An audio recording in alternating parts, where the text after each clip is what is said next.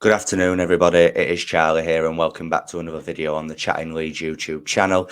It is time for your match review of Southampton 3, Leeds United 1, Leeds losing their second game of the season down at St Mary's.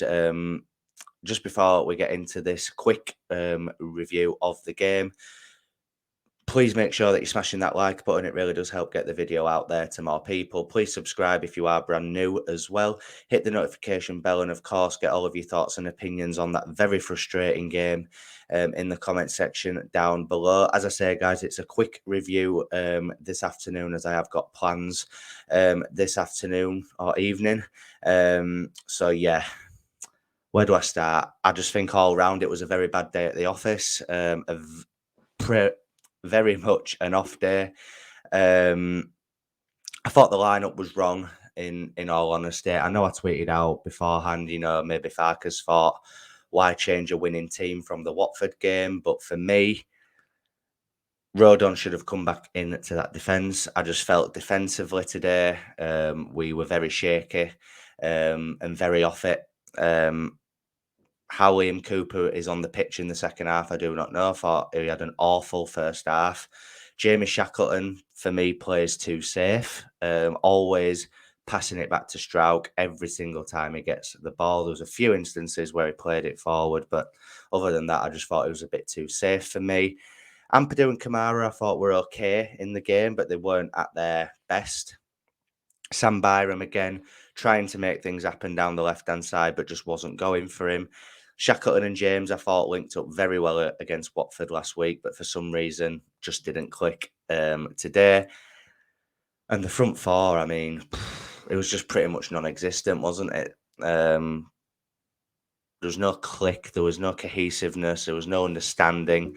And I just feel, all in all, from top to bottom, it was just a very, very off day. It just didn't click for whatever reason. And obviously, it started within the first 2 minutes when Southampton scored their first goal. Very poor defending to let Adam Armstrong be onside. It was a well-timed run from him. I think Somerville should do better on Kyle Walker-Peters. I think he should be tighter to him. Allows Walker-Peters to get away from him and play that good ball through to Adam Armstrong. No one keeps their eye on him. He's on his own.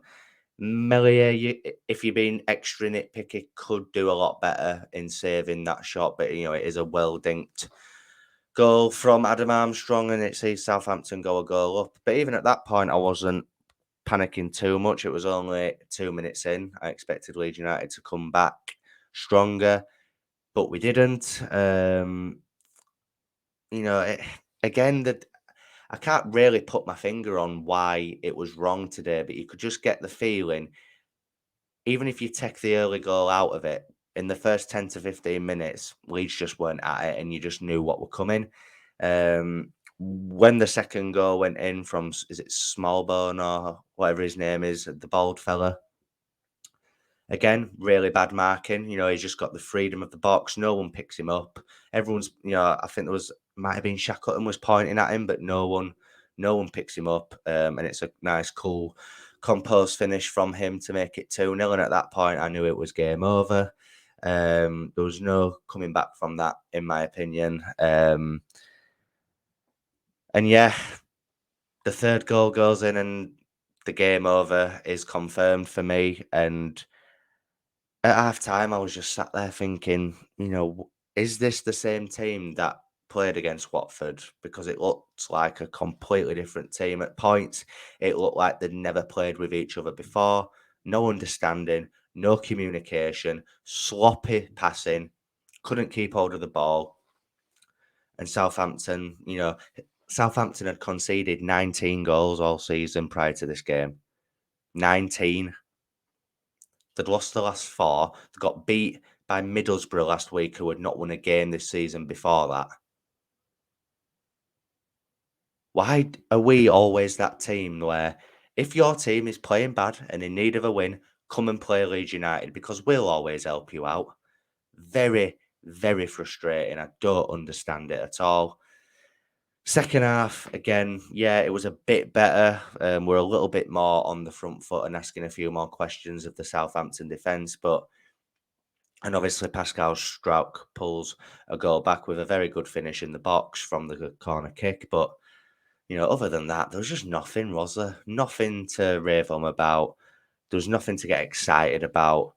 And like I said at the beginning, just overall a very, very off day down at St Mary's. How Dan James was on the pitch at full time as well, I do not know. I agree that Anthony should have come on, but it should have been for James.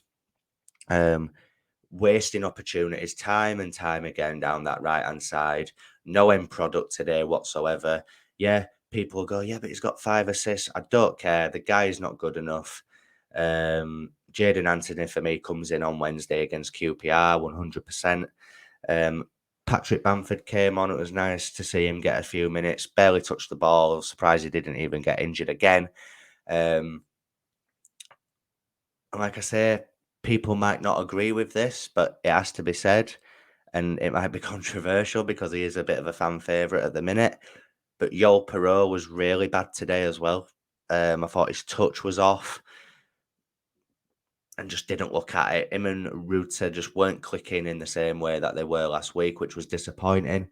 But yeah, I think that is the overriding feeling, guys. It's disappointment. I thought we're on such a high after the Watford win last week, and yeah, I'm not panicking about promotion or anything like that.